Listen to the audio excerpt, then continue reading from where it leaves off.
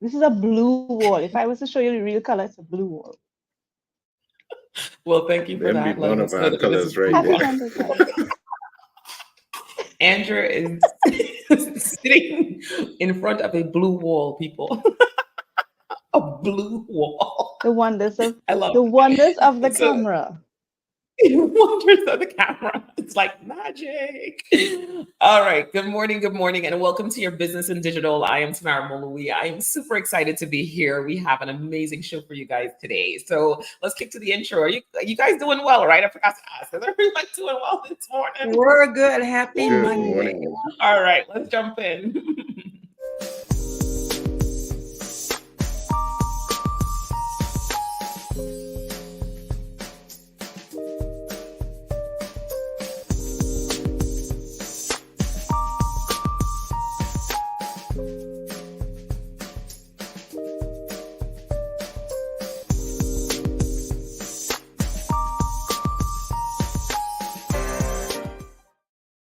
Good morning, and welcome to your Business in Digital. I am Tamara Mului. I am super excited to be here. We are always excited to be here with these amazing co-hosts of mine. Yeah.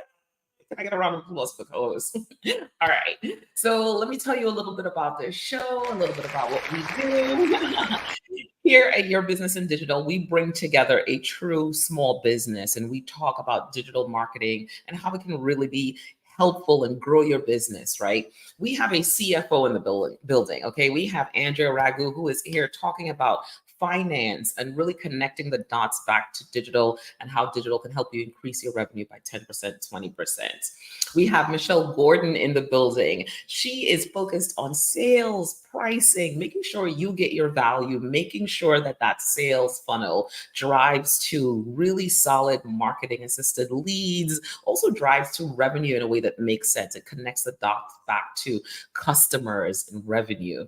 Of course, we have Michael Wilshire in the building who focuses on the operations. How do we get it all done? How do we make it happen? So many times people pull a plan together and they don't execute it. Operations helps to get it done. And of course, I'm here talking to you about digital marketing and connecting all these dots because we want you to grow your revenue with digital and digital marketing. Okay, let me tell you how you can connect with the show and tell a business executive or a business owner about this show because everybody needs to know. All right, connect with us. We are live so many places. We are live on LinkedIn, YouTube, Facebook, and Instagram, Mondays and Wednesdays from 7 a.m. to 8 a.m. in the morning, 1 hour. We give you all the strategies, all the content here. If you can't catch us live, that's fine. Catch us on the replay. It's a really good show.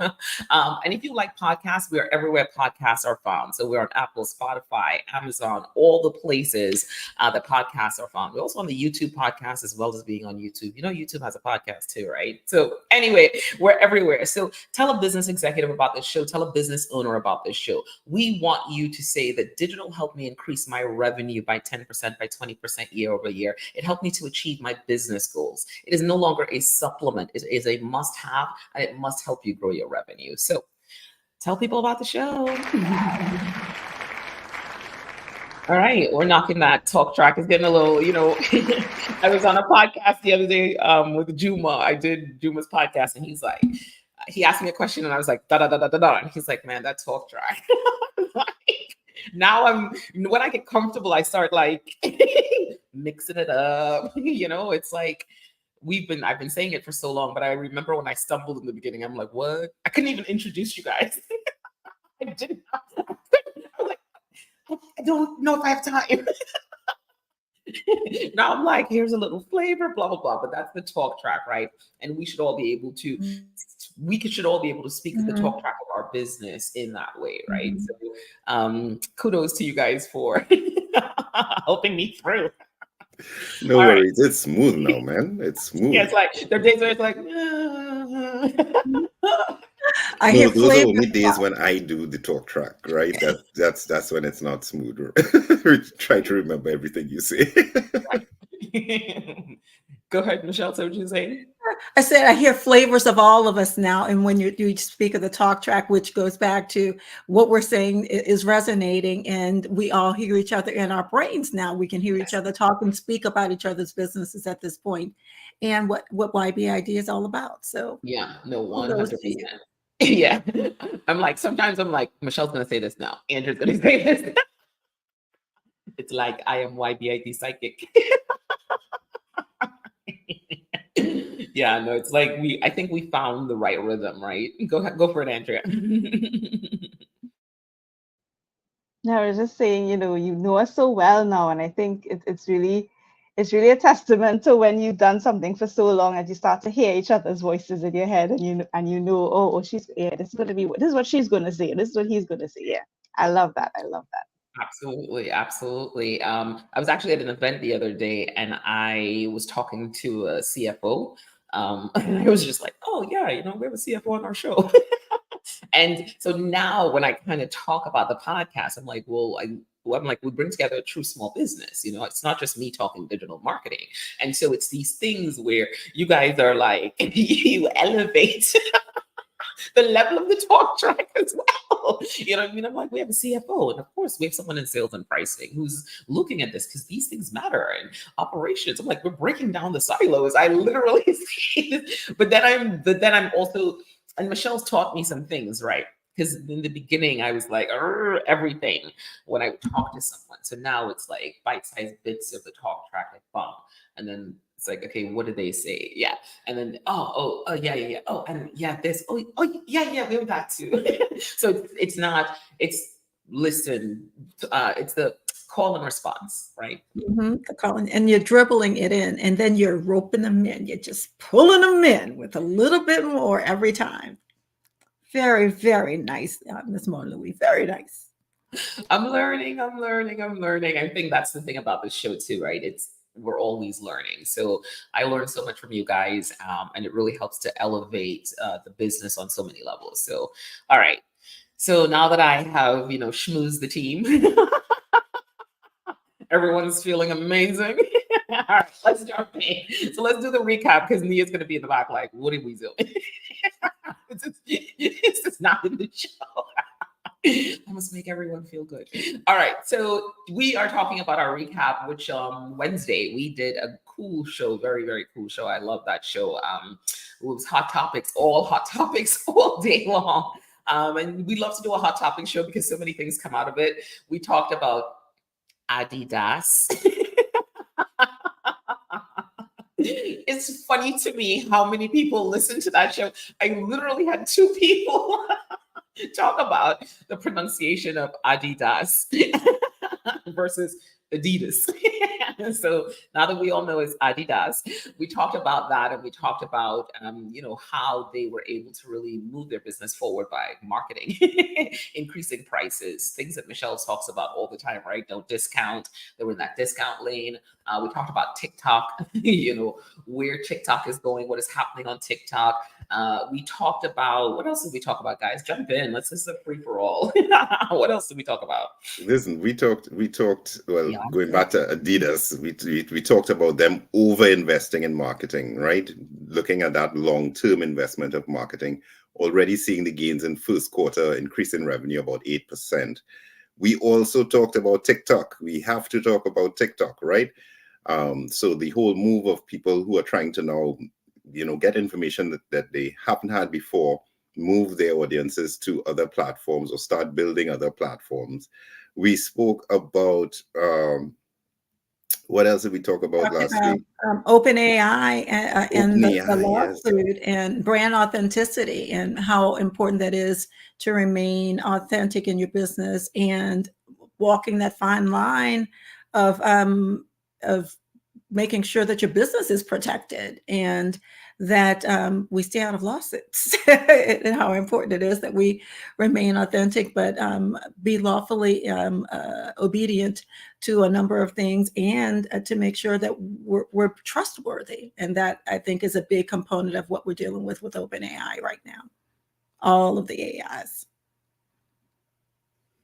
I think that rounds it up. Did we? We also talked about Chick-fil-A. I think we talked about Chick-fil-A. Yes.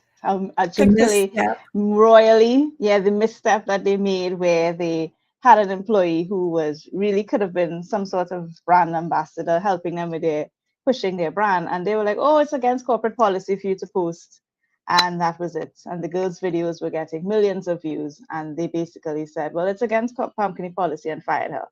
And now she's probably living her best life, serving it up to some other, I think another company came calling. And she's going to do stuff for them. So it was, Chick-fil-A had a serious misstep. And we spoke about, how as a small business, how you can avoid that misstep.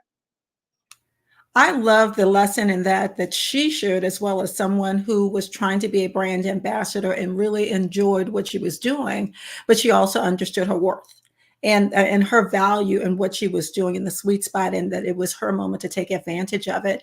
And did a LeBron, like I said last week, she took her talents elsewhere, and good on her. And she did it quickly. She made a decision and she moved on, and it's benefiting us all. So I thought that was a great lesson as well.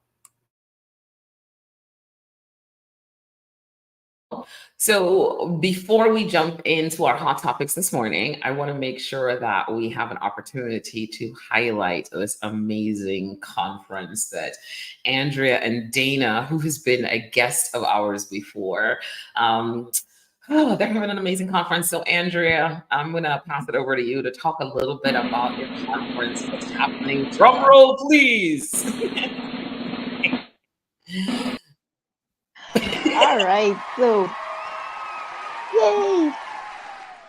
So this amazing idea came to Dana and I last year, and we came up with money and strategy moves for entrepreneurs, fondly called MSME. See what we did there, right? So what we realized is we needed a workshop for entrepreneurs who are just ready for their next phase of their business. They're looking how to take your next steps for growth, how to make the next moves for growth, right? But not just fluff, not just come and be inspired, but actually come and do some work, actually get, a truly action-packed workshop where you leave with a strategy and you leave with what are your next steps. So last year we did it. It was fantastic. We got really good feedback, and this time around we're back with it again, but not 1 but 2 days. So we realized that there was so much information based on the feedback that we got last year that people were like, we need to spend more time. So we broke it down, and we have now a 2-day workshop that's being held at 1 FinTech Avenue here in Port of Spain, Trinidad and Tobago. It's an in-person, but there are also a virtual option that people can attend.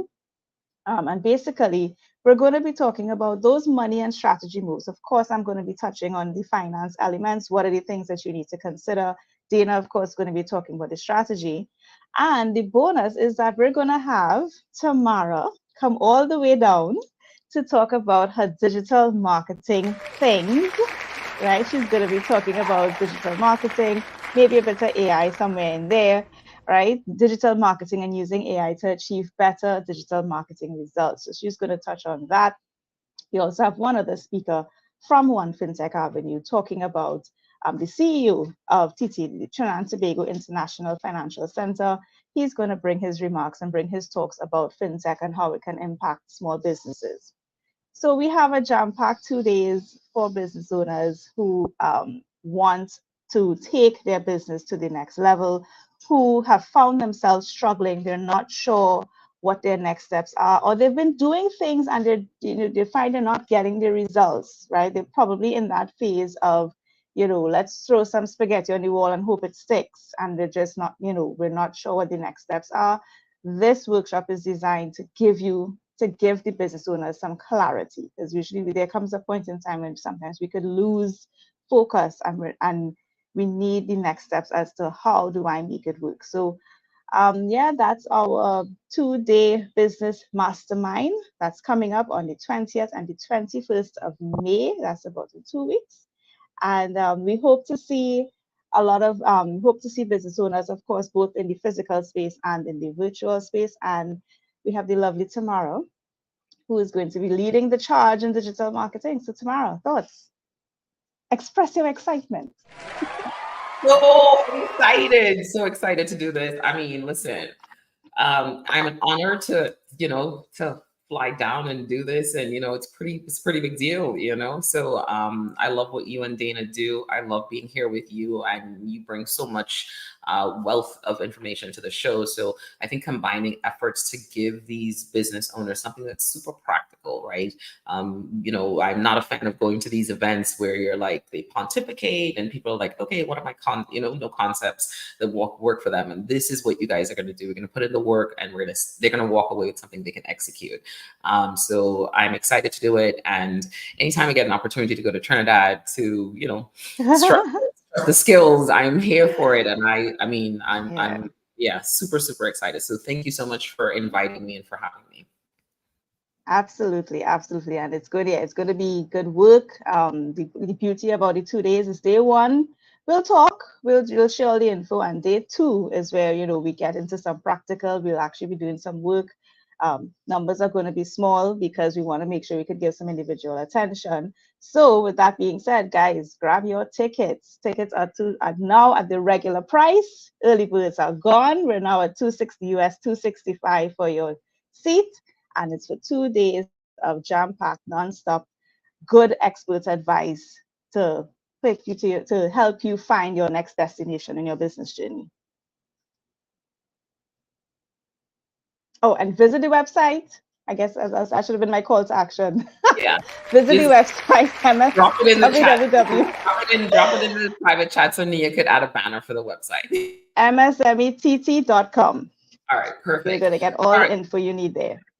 Excellent, excellent. All right, we're moving on along. So we are moving on to our hot topics. Who has our hot topics this morning?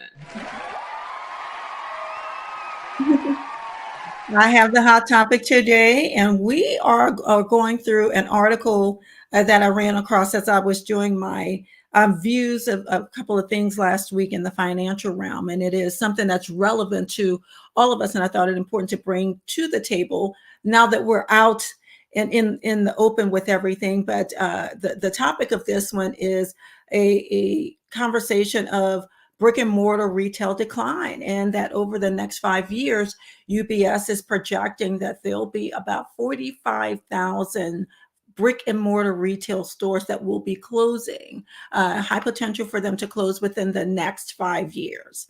Now, why did I think that this was so important for us to bring to the table for us? Well, let's talk about the article a little bit. What it brings to the table is something that we all have acknowledged, but when we look at the numbers, this is why it becomes really relevant. Online retail sales continues to outpace what's happening with traditional retail brick and mortar stores.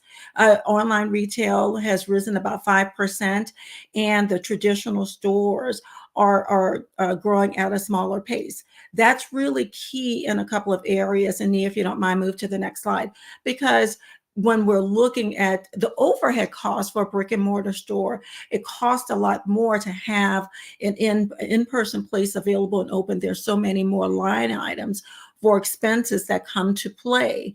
And that is weighing heavily, not just on getting somebody through the door and the top line revenues, but what's flowing down into the net revenue line items. A couple of factors that are behind these store closures include banks' reluctance to lend monies. I mentioned the operational costs that are much higher than a traditional online store.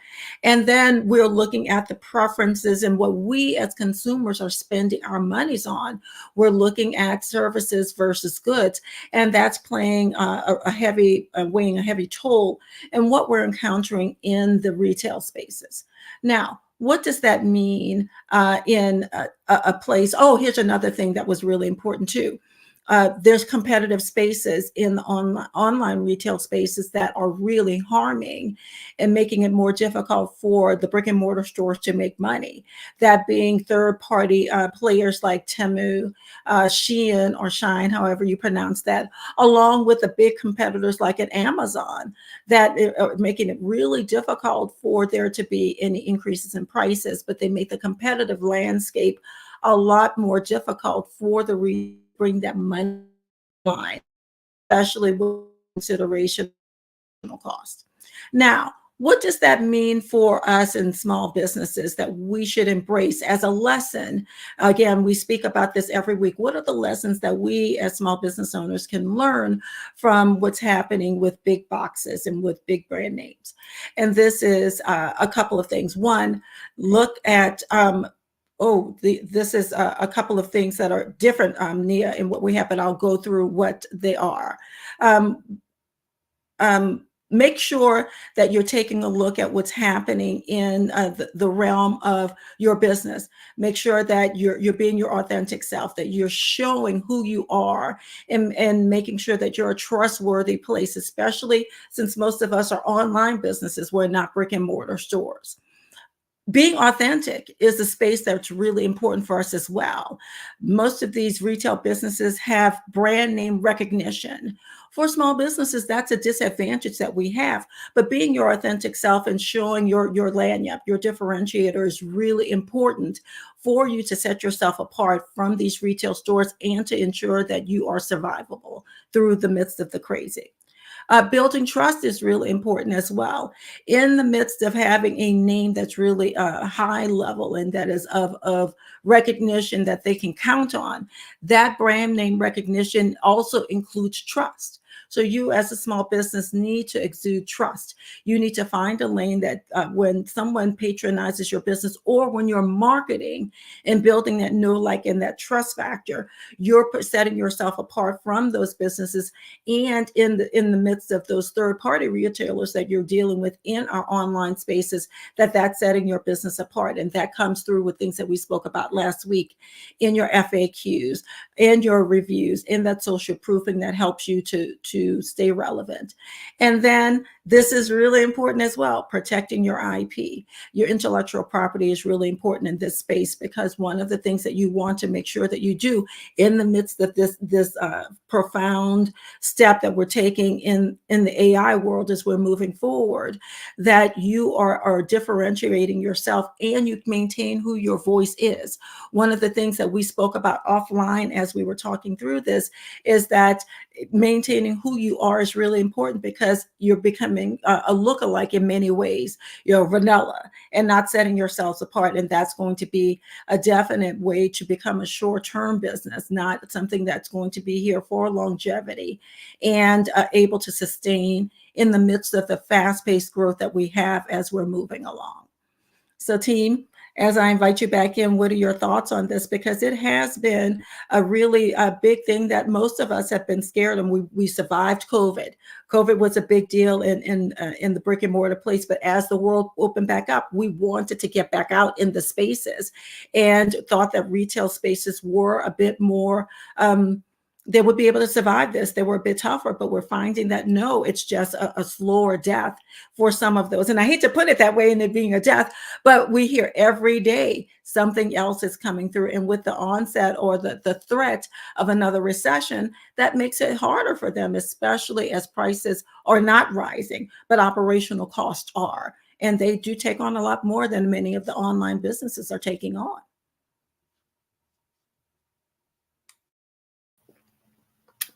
This is so interesting to me, right? Because the malls are still full. And as summer comes, the malls are even fuller, right? So are we, doing a kind of self-fulfilling prophecy saying that, retail is dying, or is it not a good blending of digital and offline activities, right? So many questions in here. The cost, I'll let Andrea answer that, but yes, I get that, absolutely understand the overhead, but are you shifting costs now to packaging and shipping? That would be my question. So how are you really leveraging, digital to drive to your store? Some of the things that I've seen happening here in Toronto for sure is that you're seeing a lot more QR codes on windows, right? That what they access, I don't log into all of them, but you're definitely seeing that blending happening. So how do you get people into the store as well? And I think there's a hybrid model in there, because that social aspect that we are, as you said, that social aspect, we want to go to the mall, we want to go to the store, and the store represented your brand. So how do you now represent your brand both online and offline and make it work at the bottom line? There's an adaptation too that I think is important that I didn't cover there, that omni-channel presence. You notice that now when you're walking into some of the stores, they will cater to, did you buy something online? And you have the online pickup. There's a local retail store here. Actually, it's a United States brand, Kohl's. They partner with Amazon.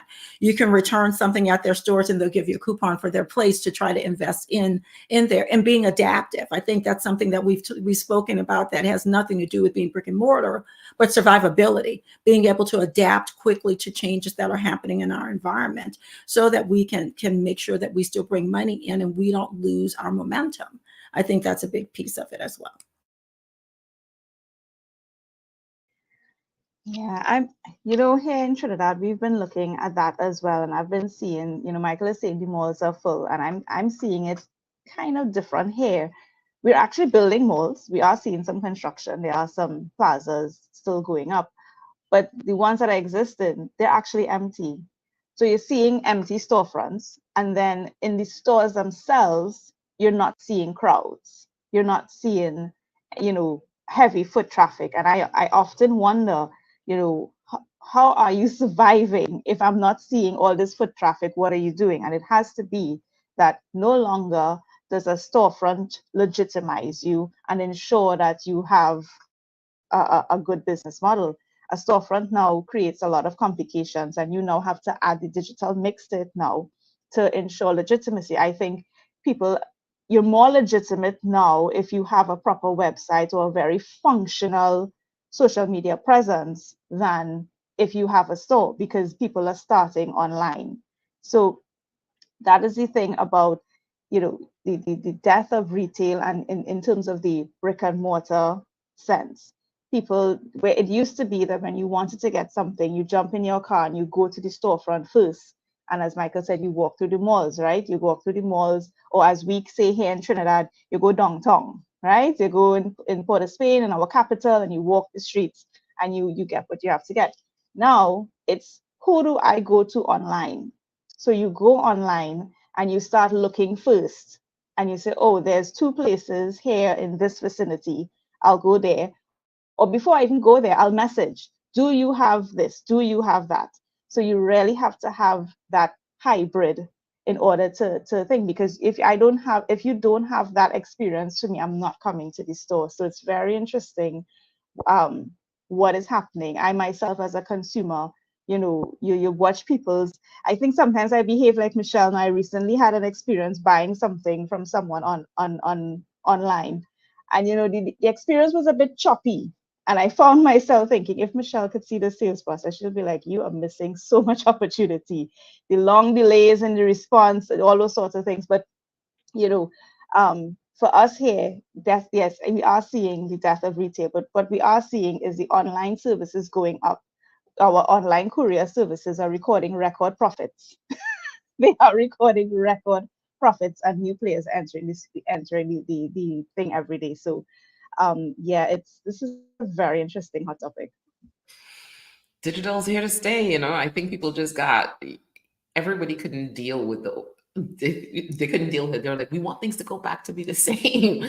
But so much of us saw convenience, and so much I don't even want to speak to me. So many people saw the opportunity to get other things done, to live, to do other things, instead of I can get these things shipped to me right away, and then I can go live. I can go do the thing that I need to do. So I'm not caught up in it. So that digital is so important. And the people that went back the other way, I'm like, I gotta swing back. And Andrea, I have a theory on why there's so many malls being opened in Trinidad. But that's a sidebar theory. It becomes a whole other podcast. Same, but that's not this show. That's a whole other podcast. That's a whole other podcast. That's been a question for years. But they're empty storefronts for sure. For sure, they're empty storefronts. Okay. Hilarious. All right. Good morning, Debbie. How are you? Good morning, White Baby. I agree, Andrea. The malls have less people. However, stores are now charging to return goods. So online is getting more expensive. 100%. They are, because it was a free-for-all. You're right. It was a free-for-all at one point in time. And now it's not a free-for-all anymore. So I'm excited to see where this goes. But You know what? This was a great Hot Topics. Round of applause for you. We love goodness and makes us think. All right, so we are moving on to our Go Beyond the Like segment. And we know in the US it is getting, I asked for that and sometimes I forget about it. I was like, I want it to be dramatic. I wonder what I want it to be next season. Anyway, our Go Beyond the Like segment is where we really move into those strategies that we talk about, right? What to implement, what are some of the tactics related to those strategies that you can actually implement? We like to talk through these segments, right? This is where you get to the place of money in the bank, right? This is the actual activity or the thing you as a business owner, as a business executive should be thinking about. All right, so today we are talking about, there you go, strategies for success, preparing your small business for summer. Summertime. We should have music in the background. Don't let me sing. But I think I hit that note pretty decent for those of you. Right, Michael? You're like, You got it. You got it. I was with you. I was unmuted and started to, So, summertime celebrated in every country. Trinidad is summertime. August holidays, summertime. However, So don't get me started on that. We started using the word summer, and I find it the most annoying thing, right? I know. Summer is not a season. It's August It's called holidays. July, August. It's July, August holidays. August. Yeah, no, that's why I'm like August holidays from July all the way to September. That's what we call it, August holidays. All right. So the Caribbean folks, you acknowledge. To the British folks, was it vacation time? It's also holidays. So to everyone here, you're acknowledged, whatever you call it. You still need a strategy for it, right? Because it's really important that you are thinking about your customers. It's important that you're thinking about your business. Is your customer going on vacation? Are you going on vacation? What happens? What are the promotions that happen within that time? You definitely need a strategy for summer. So that's what we're going to talk about today. I'm excited about this conversation. So first point, what is our first point? Nia, how are we doing this? Are we freestyling today? Do we have the first point is marketing. Okay, so targeted campaigns, depending on if you are a product or if you are a service. If you're a product, you want to think about what are your targeted campaigns if you have a product, right? Not if you are a product. If you have a product, you want to think about what are these targeted campaigns. If you have a drink, if you have a business, it's, let's just say you're an auto repair. I've been talking to some auto repair folks in the chamber recently, so it just comes to mind. It's summertime when you find that the AC is out for most of your customers. So you need to start thinking about that promotion ahead of time and getting in their mindset, right? Or their headspace, because it goes out all the time and you do that type of work. So now you want to start talking about that, promoting that, optimizing your content for that, creating targeted campaigns for people that are searching for those things. If you have a product that's, like a drink or something, do you want to highlight your summer drink special? So you really want to think about what is your audience doing? What's happening in that space? What happened last year? Go back and look at the data points. What trends did you see last summer? And start leaning into those things so you can maximize. What are the holidays that are coming up? I know, for instance, we have 4th of July. We have Memorial Day weekend. We have a few things coming up, so we want to really focus in on that. What else do we have from a marketing standpoint? We have content optimization and content refresh, right? Refresh that content. So we've talked about this before. Your website is not your magazine, right? So you want to be in a space where you're updating that content on your website, especially for the summer. What does it feel like? If you have a jewelry store, for instance, I know we have our jewelry store, High Knickknacks. So we want to make sure that the content feels summery for that product. People are like, you can wear this with this. You can wear this with this. Some ideas for the team there. Michael's like, great. Smiling. His mind's like, oh gosh, homework.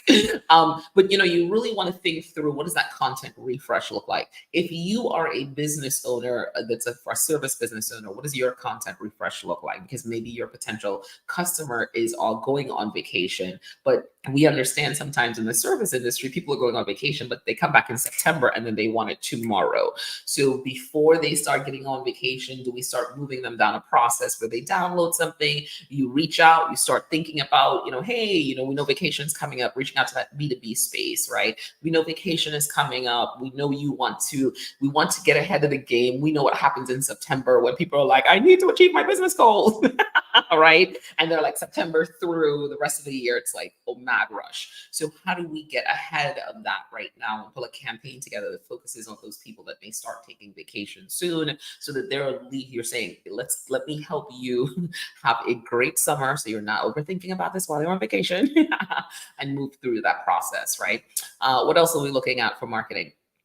We are looking at email marketing. This is a great place to go. You want to start connecting with folks, emailing them, staying on top of their funnel, staying at the top of mind, not the top of their funnel. Email means that you've gotten an email address from them, so you want to stay connected. So you want to reach out, connect with them, let them know, hey, here's what's happening. Here's what we're thinking about. Connect with your customer. There's a lot of customer first in every strategy that you put forward, but especially your summer strategy. We're kind of a little bit checked out. You know what I mean? Like, people are a little bit checked out in the summertime. They're like, sun, especially there, it's winter. They're like, sun and life. We're living until the winter time again. So they're a little bit checked out. So you really have to be clear on what you're trying to achieve. You have to be clear on their pain points. You have to get them into that space of like, hey, this is coming and we want to get ahead of it for you, make it super convenient for them, so at least they know there's a solution there. There are real opportunities in that summertime marketing. So you should absolutely prepare your business for that. I think that's it for the marketing piece. Is there anything else? Did I miss something, Nia? No, we're good. Yay, thumbs up. All right, guys, what do you guys think about the marketing side of things? I'm going to dive right in, go the reverse to it. A great time for email marketing for sure. So you want to make sure you understand what your email campaigns look like. Tamara absolutely just started to allude to it. People tend to kind of check out. So are you polling your audience, saying, are you around for the summer? Are you, what fits to speak to your customer? Because one thing you don't want is they come back to their desk and like there are 15 emails. They don't know where to start. They've just been overloaded. So what do? We don't look at any, or we look at the most recent one. But how great would it be to understand who's away from their desk, understand what their needs are during the summer period, to say, listen, this is what we'll be doing in the summer period that's a little different. And here's where you can actually, connect with us differently, so that you keep them on train, but not overload them when they get back. So a great time for email for sure. Of course, there's a time you're going to see a lot of the retail, as you say, the B2C kind of space is going to pump up a lot. But I think there's a lot of opportunity in B2B and email marketing to leverage during the summertime.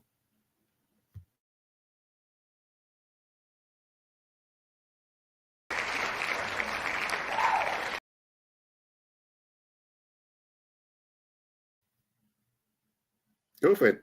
Yes, the marketing.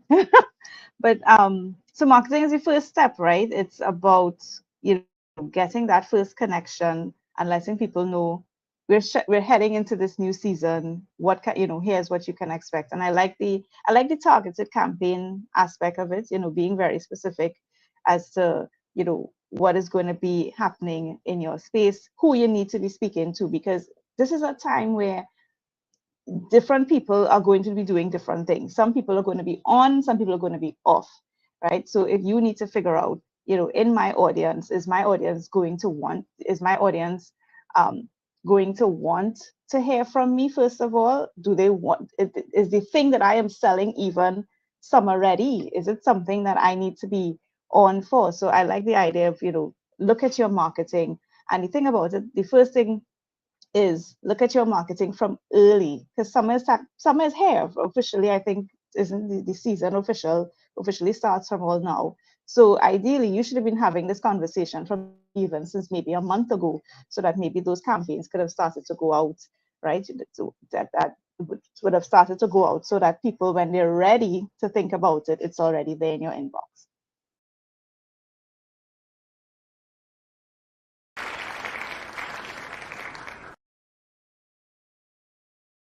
All right. Well, amazing. The next thing we're going to talk about is sales for the summertime. I think we have a couple in this area, and I think the first one was strategic outreach. So what's the intention behind where we're going for your business for this time of year? Think holidays. This is a big holiday time. Here in the United States, we're running into a couple of key dates that we think of that is attached to summertime. Mother's Day is coming up. This is a big graduation time. We're getting into Memorial Day, and then we're back in, which is a key place for me that just reeks of summer, and that is the Memorial holiday, 4th of July, where we start seeing changes in the marketing information that's coming out. So as we say, be strategic and be intentional, make sure that your messaging is catering directly to those particular functions and those holidays or those key things so that your messaging is on point for it. So if you have a product that specifically speaks to summer, but you're in the midst of winter, is that target audience that you're reaching out to in a different climate? And are you showing something that is short sleeves, sundresses, or something that's a refreshing drink versus, as we see, Michael in hoodie that is speaking to wintertime? So those nonverbal and verbal marketing messages and sales calls to actions that are reaching directly to it. I speak to one of my clients, Flowered Up Confections, Roxanne Owens, for those of you that need sweet treats and you're in the greater Atlantic area. She promotes and often shows and has calls to action that are directly related to graduation. So she'll have something that has a cap and gown to it. Or if for Mother's Day, something that shows a present or something that's related to that. So be careful, make sure that your messaging and all of your marketing is strategically aligned with a specific market segment to promote and to push and to have the mindset in your visuals that will move forward with that, because we all buy with our eyes and we buy with emotion. So make sure that you're strategic with that. And I believe our second one for our sales component is be mindful. And Nia put that other one up. In the sales component, this has nothing to do with the call to action, but this is thinking of your actions and the housekeeping side of sales. And that when we're dealing with summer, we're typically dealing with shorter sales cycles. So as you are planning and working through the sales journey, some of the questions that you need to keep in mind and things that you're looking for is that sometimes the sales cycle is much shorter, going back to what Tamara and Michael were talking about, simply because people may be out of office. So and we're speaking to the B2B space. What type of questions are you asking, and making sure that those key players that you're working with, are they going to be in office when the decision needs to be made? Do you need to reverse engineer a timeline to accommodate all of the holidays that are coming to fruition shortly? When you're planning that information and that sales cycle with your marketing team, are you talking about when those marketing campaigns need to land in order to capture the sales to accommodate a different sales cycle when we're coming to the summer period? And I hate to put this in front of you now, but think about Christmas in July. We need to think a little farther out and begin our planning now for when those people return and what those sales actions need to be. Because Tamara's right, when people come back off of that lovely time for vacation, they will want to act right away. And are you prepared for that call to action at that moment to say what they need to hear and be able to relieve their pain when they want it relieved? Or are you, in hibernation mode because you're resting along with them? So make sure that you're prepared for that shorter sales cycle and to act quickly when they return back from vacation.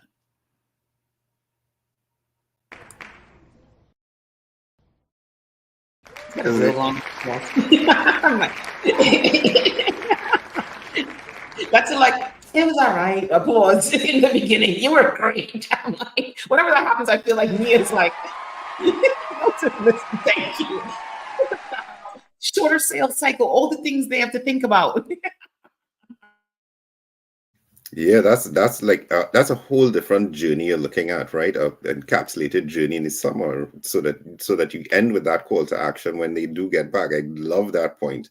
Again, when we talk about summertime is just that time where you need to be segmented, you need to be targeted, because it's a different audience. So I really do like that point of, making sure that you're tagging your audience properly and saying, listen, this is what's going to be in the inbox when you get back, or lining them up for the sale, because as we said, yes, when September comes, then I needed it a month ago. So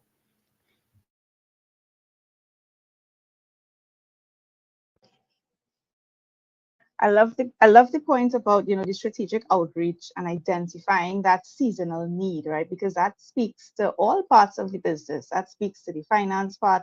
That speaks to the operational part. Because if you know whose needs are seasonal, then you'll be able to plan for them better, and you'll understand what the fluctuations that are happening in your business. Sometimes I feel like business owners not in touch with that piece of information, and if you're not in touch with that piece of information, you could misread things and you could make decisions that go awry and go against, what should be happening. Don't misread the fluctuations in your business as fluctuations or something else, as opposed to saying, this is how my business runs. I have people who are seasonal, and I need to reach out. And that point, that identification of the seasonal need, I think is so important. One of the things I have great conversations with clients on right now too, and I actually commented a couple of places, and some people were of the mindset of, well, they think summer and they think discounting. And I said, absolutely not. That's not what we're talking about. When we think summer, we think action and what they need and what needs to be said at a specific time. There's actually more of a pressure to act when we get to holiday times. And that if you're messaging it out early enough and you're meeting that open window, that lead time that we talk about, to begin addressing it early enough and warning people, hey, Mother's Day is coming, purchase it now. We think of the sensitivity that we hear out there and the pressure of don't miss out, buy by this time to deliver by Mother's Day. Those are things that you can put out there in your sales messaging that call in order for you to get the response, to get the purchase now. And if you're going to place a discount, it's earlier on, but the closer we get to the date is actually when you should be pulling those discounts away and putting what the real price is and what you're commanding for the value, because that's actually where some of your costs increase. Because if you're having to mail out, that turnover to have that fast delivery costs you more to get it out. So it's actually reversal of that entire process that you're thinking of. But time sensitivity, to call to action, to get the response that you need to deliver and have the right experience along with everything is vastly important as we're shifting into that seasonality.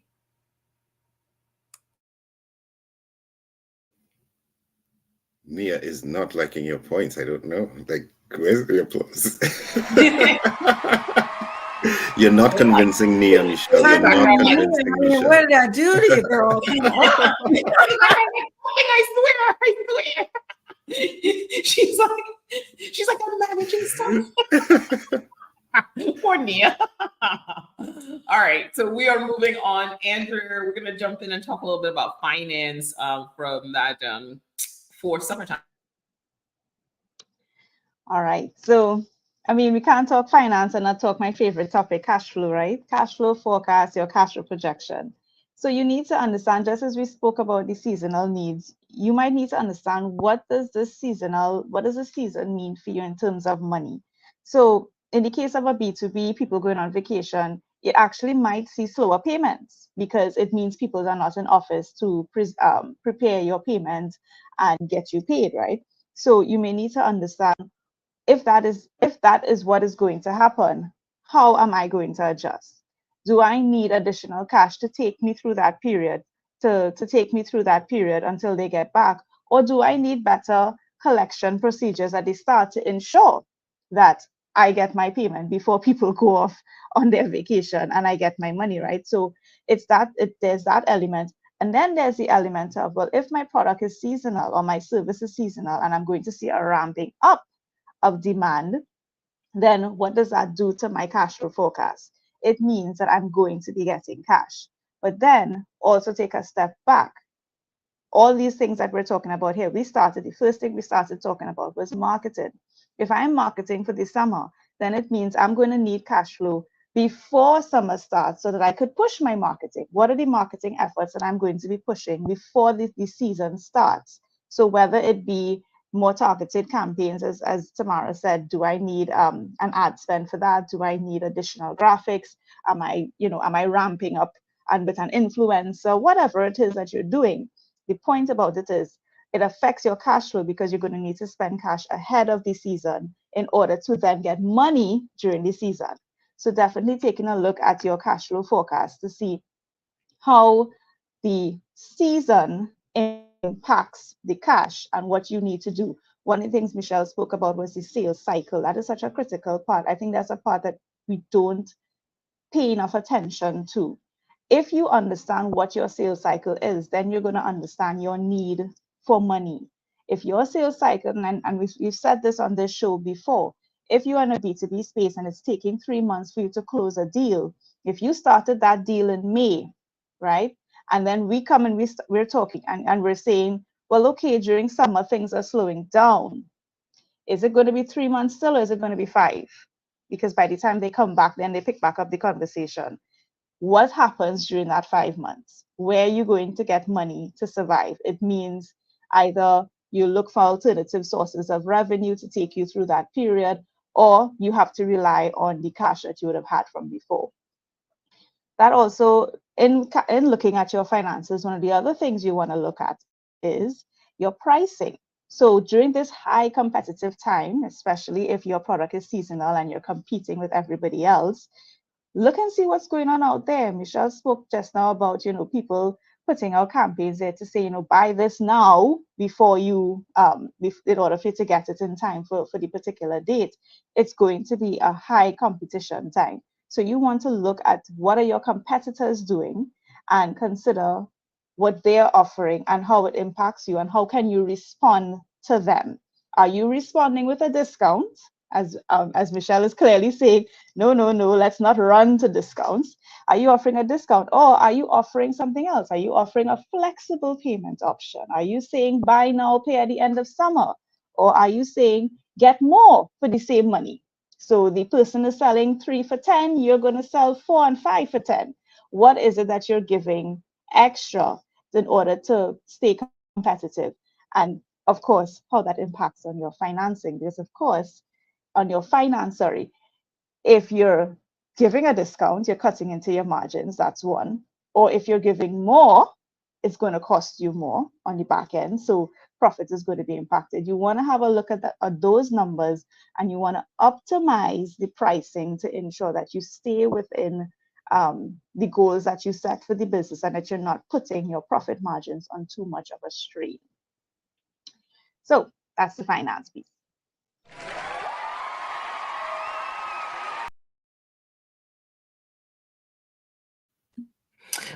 I really love that you talk about, that cash flow, and I really like how they pay, right? That's a really great, tool, and also the considerations of all the stuff that needs to happen from an operations standpoint, right? Those things that you need to pull together for summer. And Michelle talked about it. When does it start? At this point, you're not too late, but you should be. You got to jump in. Right? You're gonna have to. We're telling you about it now, but you're gonna have to turn it around quickly. You have to start thinking about that summer strategy and connect all these dots, right? And this connects to the operations team as well, and start getting ahead and think about summer and fall together, right? That's what we're saying. That's the message. That's the message. And that made me want to add this as the bonus point today. Operations. How is operations supporting, even if you need to take time off in your business? We understand these are small shops. We're talking to small businesses. How are your operations now supporting? And we're not talking just automation necessarily, but how are you continuing to drive leads while you are not at your desk? How are you getting notified if that potential client that you've had your eye on reaches back out to you, but you're on vacation, right? So a key time to make sure your operations are solid and tight so that you can free yourself and take that time off, go to the beach, do whatever you need to do in the summertime to recharge. So operations also plays a big part during summertime to make sure that you survive that little break, right? business must have had. So we love that bonus point. Yay! Nia didn't like it. Poor Nia. She didn't give you, she still gave you a kind of like, wah wah. I don't know that any of us got a standing ovation today, but it's fine. It's fine, Nia. We'll deal with this after the show. All right, so let's just give everyone a 30-second recap. It's summertime, so we're already having a lot of fun. And just to let you guys know that we are taking a break for summertime. So our last live show will be May 15th. But it's okay, we'll pop in here and there. We'll keep you updated. We're gonna do a few things to make sure that we keep you connected during the summertime, because businesses don't stop, right? But all four of us are gonna take a break together and then come back in bars. We got something for you though. So, all right, 30 seconds. Let's go. All right. So, summer season is a great fun time. Yes, that's what we're talking about. But don't forget the basics of that your business has to run, and all these different things that we spoke about today helps to ensure that you keep that continuity during that time. You can't just shut down, especially if you're a one-person show or even a two-person show. You have to be able to put the different things in place. As Michael is saying, you have the operations, you have the sales, you have marketing.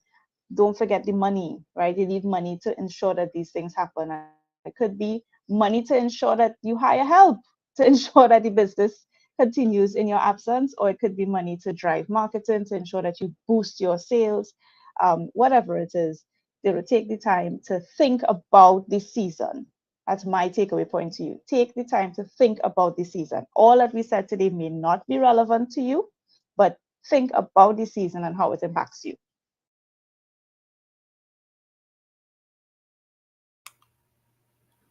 I want to leave our community with something, and I like to make things a bit relational for us to understand. And it happens to be key in summer.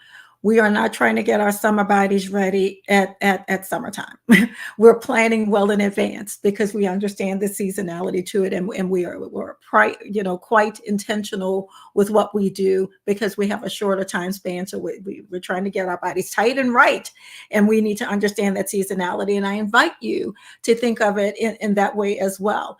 Know the seasonality, understand what that change means for your business, understand the time limitations that may be involved with it, and the multiple components that have to come to the table with it. We are not saying anything different than what we said in the past in this room. All of your team needs to be involved. There needs to be some strategy and some intention that's involved with it. But in this instance, for the summer season, the timelines tend to be shorter. So your reaction and your actions need to be on point, well thought out, with call to actions for a specific response back so that you can move your business forward in this very time sensitive period. So think summer body, think reaction, think call to actions. That's what we're looking for. I love that point. I love how you frame that, summer bodies. So yes, operationally, make sure you're ready.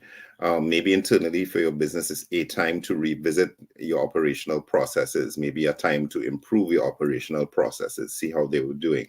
But definitely a time where you want to make sure that you are supported. As I said, during summertime, we are clearly signaling that this is a time when there are specific behaviors that happen at summertime that you want to make sure you're meeting your client where they are in their journey so that your marketing continues to drive revenue, even if you're on vacation or not.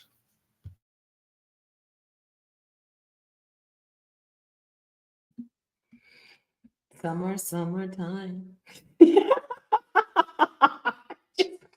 I felt like it got better that time too.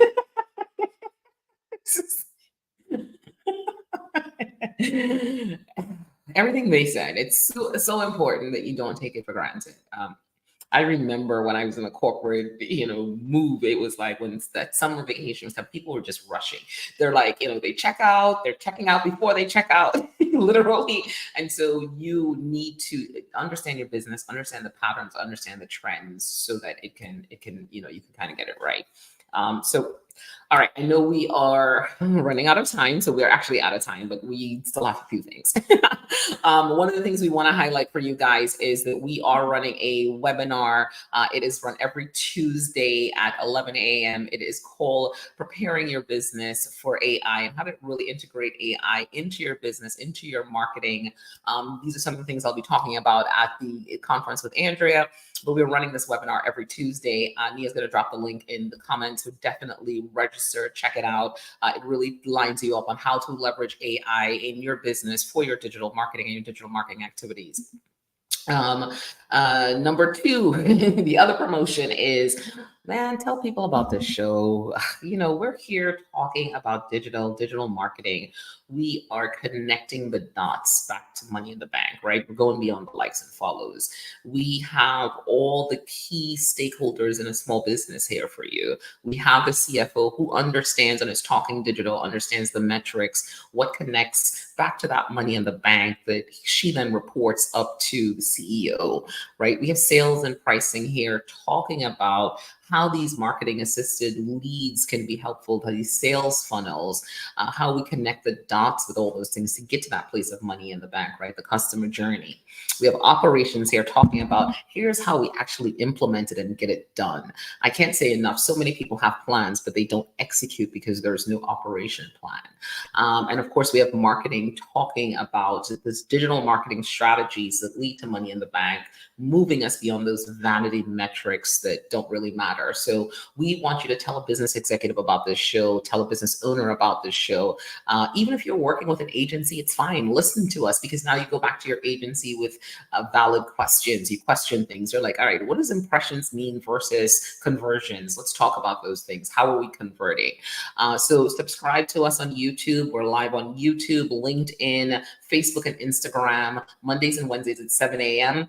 You can catch us on the replay and wherever podcasts are found. So listen to the show. We bring together a wealth of information. This team is the most amazing team on a podcast you will ever find. Don't let anybody tell you different. I am honored to be here with them every Monday and Wednesday, but we can't wait for summertime. I'm singing too much. That only comes to mind every time I hear it. I can't believe we added summertime and then you didn't know I was going to do that each time. Have an amazing Monday. Take care.